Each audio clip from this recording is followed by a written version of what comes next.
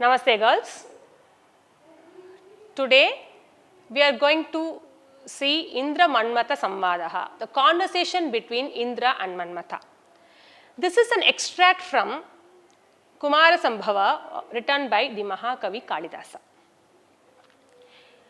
This consists of 18 chapters, out of which it's an extract from the 3rd chapter. Now, what is the necessity of this conversation?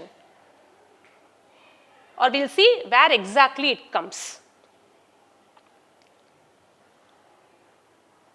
There was an asura called Tarakasura. He was torturing the gods. They were unable to bear his tortures, so all the devas, Indra and other gods, went to Lord Brahma. They explained the situation and they were asking for a remedy. So, Lord Brahma, meditating upon,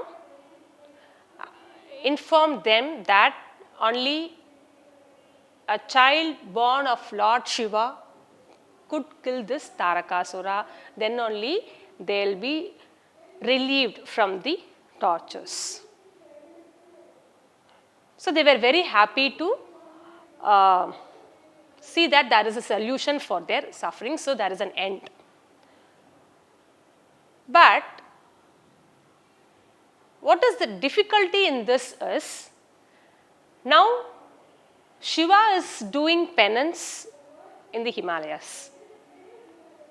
He is in severe penance so that you cannot even distract him. So then, when he will get married with Parvati, and then when this Kumara or Subramanya is born, and then only they will be relieved from the sufferings. So this is the situation. So here Indra decides to take up a difficult task of distracting Shiva. But who will do this job?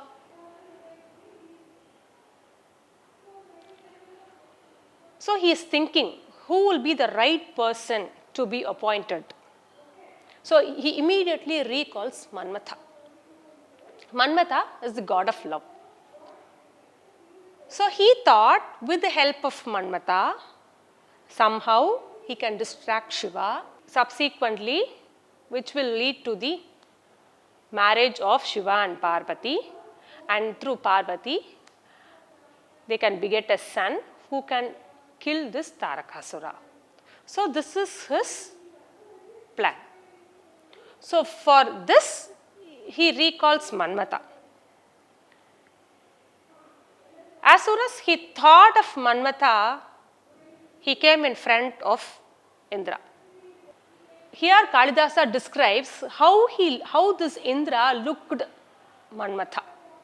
Sahasram akshnam yugapat papata. It is said that Indra has 1,000 eyes. So with all his 1,000 eyes, all the 1,000 eyes fell on Manmatha.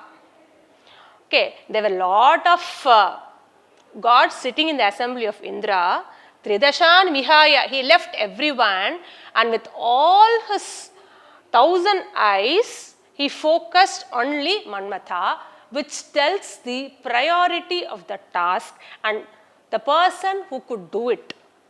Okay, here it is not just simply Kalidasa has described someone came in or something like that. Here he gives us a very important lesson that the nature of masters.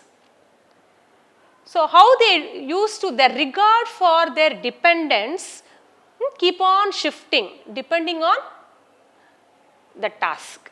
So they always prioritize only the task more than the person who is performing it. So this is what he says by prayojana apekshitaya prabhunam prayaschalam gauravam ashruteshu. To the dependents, the regard of masters shifts depending on the task. So So, they always prioritize the task. They will be focused on the task to be accomplished, whoever it may be. So, for that time this task can be done by this person, so the focus is only on that person. This is the nature of the masters which is described by Kalidasa here. Then Indra offers him the seat next to him. So, all these are confirming the priority of the task. And Manmatha is also observing what is happening around him. So, he observed that Indra, leaving everyone, is prioritizing Manmatha, one thing, and he is offering the seat. Manmatha was smart enough to understand that Indra needs some favor from Manmatha. He understood it. So, he also wants to please the master. He appreciates first the master as Jnata Vishesha Pumsam, one who knows the merits of everyone. So, he is the person who knows to employ the right person in the right place. So, now he understood that something has to be done. So, he wanted to say that what and all he could do. So, he started, he understood that he is only, he alone can do this particular job. So, he started boasting himself. Indra also keeping quiet, he is listening to him. Why? The task is huge. It is a very difficult task. No one other than Manmatha could do this. So, he is thinking all this in his mind. So, and he don't want to listen no from Manmatha also.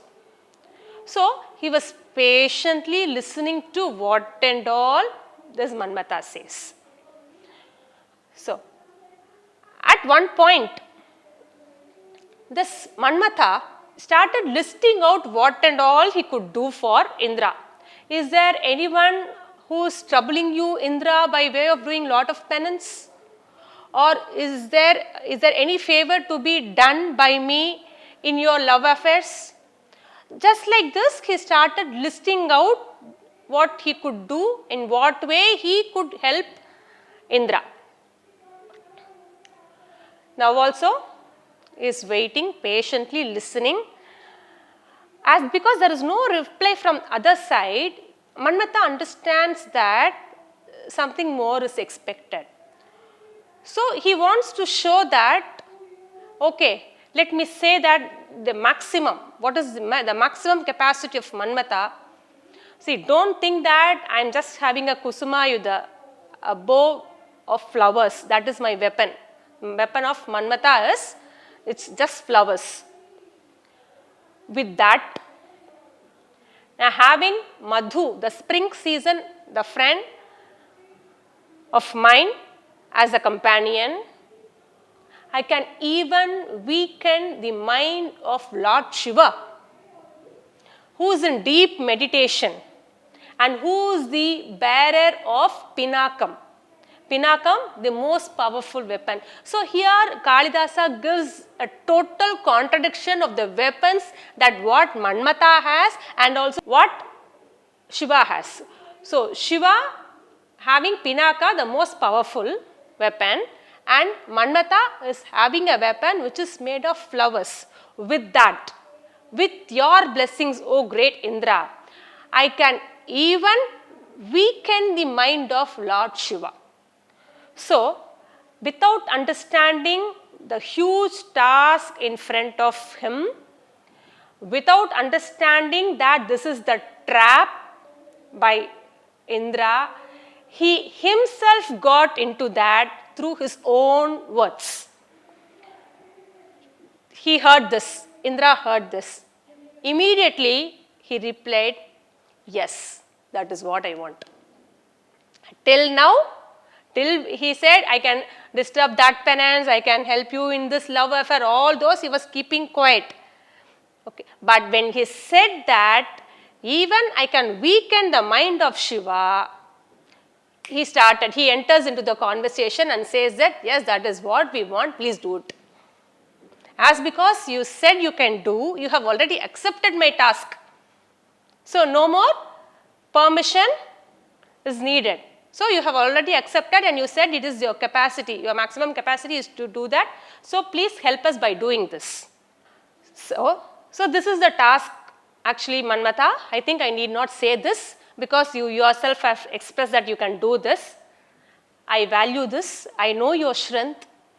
Avaimite saram. I know your strength. That is why I have assigned this tremendous job to you as you are equal to me. In this way, he motivates Manmatha to take up the task and then providing him the necessary requirements in the sense where exactly the location, where Shiva is penancing, who are all there. Okay, Parvati is also there to serve you. She also could help you in this particular mission. We are all there. So you just go ahead with as per our plan. So like this, he is giving all the necessary informations in order to execute his plan. Not only that, after sending him, he is also along with a group of his group of gods came there and just monitoring what is happening. Just planning, just entrusting with someone is not enough. It is to be monitored. So after giving whatever the requirements are, he is also monitoring whether it is happening as per their plan. So with a crew of gods, he went there and just monitoring what is happening. So by this, he assures that he will be getting success in whatever he tries. Through the character of Indra, Kalidasa tells us how to manage this human resource. Though you have a very good plan, you need to choose a person for the right place, and then you have to you should motivate the person to take up the job, see that it is executed as per their plan. Like this, each and everything he is planning, and accordingly he sees that he gets only success in the mission. So this is what, apart from the literary point of view or apart from the appraisal or appreciation of Kalidasa's Kumara Sambhava in the literary view, this is another point of view where all these contemporary ideas and messages are also present in this ancient literature. So through this extract, I would like to conclude that the contemporary ideas and messages are already there in Sanskrit literature, but is given in a different way, which needs proper interpretation by the young minds. Thank you.